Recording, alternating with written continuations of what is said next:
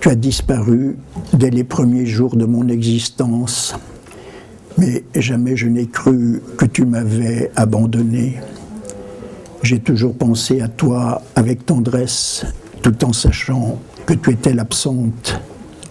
Une absente qui imposait fréquemment sa présence, si bien que très souvent tu as été là, participant à tout ce que je vivais. Je te parlais et tu me répondais. Je te disais ma difficulté et tu me répondais. Mais quand je t'interrogeais, seul répondait le silence. Où étais-tu? Pourquoi étais-tu parti? Pourquoi m'avais-tu laissé? Je voulais retirer de ta vie ce qui t'avait détruite. Je voulais t'arracher à la mort et te voir heureuse. J'inventais l'amour que tu m'aurais donné, cette tendresse que j'appelais et qui aurait cautérisé la blessure. Mais parfois, tu t'éloignais, le mirage prenait fin et je m'effondrais. Tu n'étais plus qu'une présence creuse, un regard clos qui ne savait plus me faire vivre, ce visage qui lentement s'effaçait et se refusait à revenir. Ainsi, au long des longues années, ce fut cette continuelle alternance de rupture et de retrouvailles, de désolation et d'allégresse, d'extrême solitude et de retour à toi, à ta bienfaisante lumière. Jamais je ne me suis lassé d'attendre et toujours ce fol espoir m'a porté. Te voir apparaître, te voir ouvrir les bras, me serrer contre toi. Chaque page, elle est vraiment réécrite 3, 4, 5 fois, vous voyez. Non, mais parce qu'on s'aperçoit très bien que quand on écrit, on peut trouver une certaine manière de dire la chose qu'on veut écrire.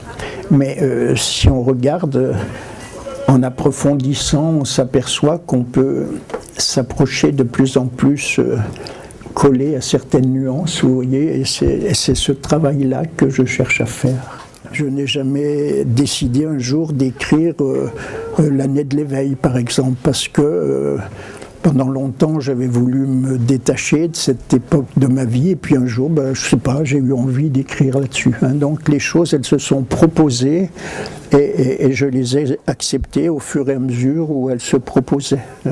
De même que Lambeau, que j'ai écrit très tardivement, eh bien, je ne pensais pas écrire ce récit.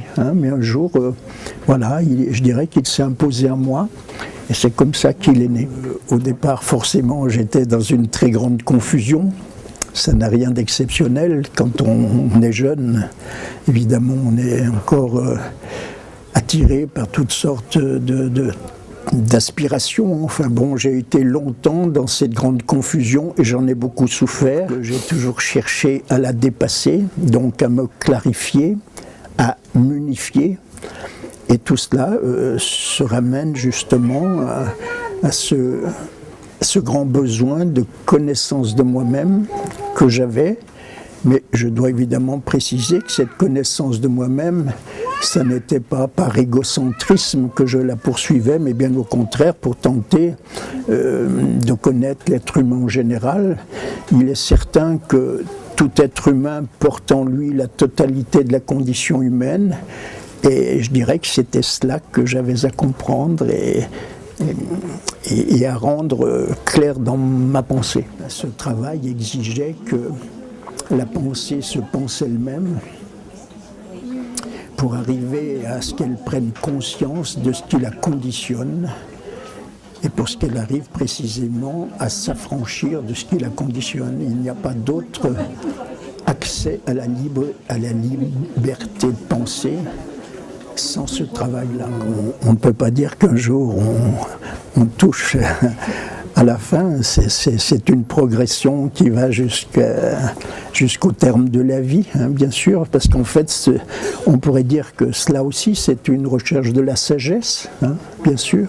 Pendant longtemps, ce mot que je trouvais trop grand pour moi me faisait peur, mais en même temps, je comprends bien que ce n'est rien d'autre, que cette mise en ordre constante avec évidemment, quand on parcourt tout ce chemin, après on rencontre une exigence éthique très importante, très impérieuse, et bien sûr, il faut tenter d'obéir à cette exigence-là.